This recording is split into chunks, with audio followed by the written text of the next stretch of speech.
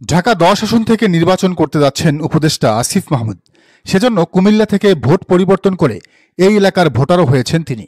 আজ বিকেলে এই আসনের ধানমন্ডি থানার নির্বাচন কার্যালয়ে গিয়ে ভোটার হওয়ার আবেদন করেন বৈষম্যবিরোধী ছাত্র আন্দোলনের সাবেক এই সমন্বয়ক। শোনা যাচ্ছে বিএনপির ধানের শীষের হয়েই এই আসনে প্রার্থী হবেন আসিফ মাহমুদ। এরই মধ্যে হয়ে গেছে সেই সমঝোতাও। বিএনপিও আসিফ মাহমুদের জন্য ফাঁকা রেখেছে এ আসন। বিএনপির ব্যারিস্টার অসীম বহুকাল যাবৎ প্রচারণা চালালেও 237 জনের লিস্টে তার নাম নেই। ঢাকা 10 নির্বাচনী আসনটি ধানমন্ডি, নিউমার্কেট, কলাবাগান ও হাজারীবাগ থানা নিয়ে গঠিত। নতুন সীমানায় এখানে একবারও সুষ্ঠু নির্বাচন হয়নি এখনও।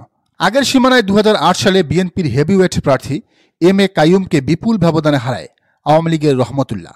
এরপর থেকে এখানে এমপি হয়েছেন ব্যারিস্টার তাপস।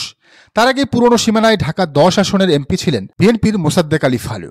তারও আগে আব্দুল মান্নান, আব্দুর রব, শেখ হাসিনার মতো হেভিওয়েট প্রার্থীরা এই আসন থেকে নির্বাচন করে সংসদে যান।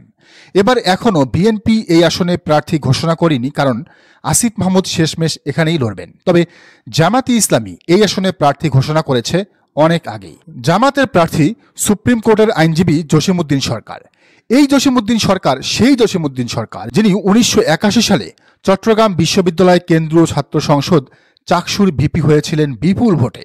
সে সময় ছাত্রদল, ছাত্রলীগ, বামদের হারিয়ে জয় পেয়েছিলেন শিবিরের এই নেতা।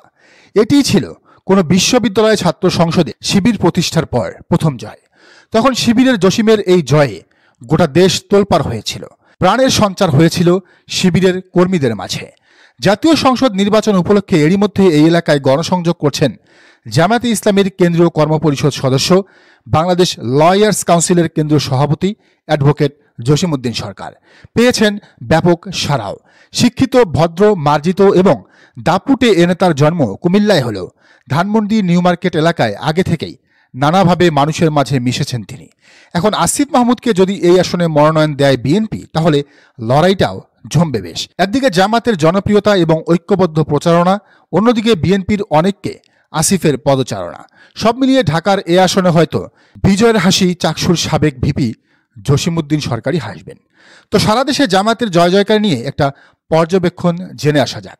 খুব সম্ভবত দাঁড়িপাল্লা এবং ডাক্তার শফিক সবার ধারণার বাইরে এগিয়ে গেছেন। দাঁড়িপাল্লা বোধহয় এই মুহূর্তে সবচেয়ে গুরুত্বপূর্ণ ও তাৎপর্যপূর্ণ প্রতীক হয়ে উঠেছে। ধানের শীষ আর নৌকার মতোই প্রতীক হয়ে উঠেছে দাঁড়িপাল্লা। লোকজন জামাতের প্রার্থী চেনে না, জামাতের নেতা চেনে না, তবে চিনে দাঁড়িপাল্লা।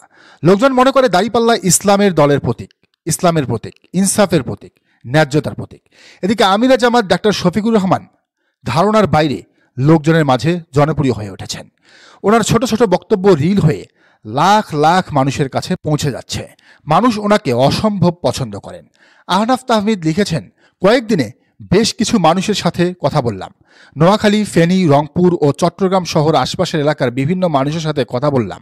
সবাই বিএনপি আর আওয়ামী লীগ একই মনে করে। বিএনপির চাঁদাবাজি, খুন, মারামারি ও ক্ষমতার দাপটে অতিষ্ঠ। একজন আমার আসন চট্টগ্রাম 10-এর ভোটার, জিজ্ঞেস করলাম ভোট কাকে দেবেন? বলল দাঁড়িপাল্লায় দেব। জিজ্ঞেস করলাম দাঁড়িপাল্লায় প্রার্থীকে চেনেন? বলল না, চিনি না। তবে দাঁড়িপাল্লার প্রার্থী তো আর খারাপ মানুষ হবে না, ভালো মানুষই হবে। কি পারসেপশন! মানুষের মাঝে যে পারসেপশন তৈরি হয়েছে, জামাত যদি সেটা ঠিকঠাক কাজে লাগাতে পারে, সরকার গঠন করার মতো আসন পেয়ে গেলে অবাক হওয়ার মতো কিছুই থাকবে না। দর্শক, আপনি কি মনে করেন জানান কমেন্টের ঘরে। আর এই চ্যানেলে নতুন হলে অবশ্যই সাবস্ক্রাইব করে বেল আইকনটি বাজিয়ে রাখুন।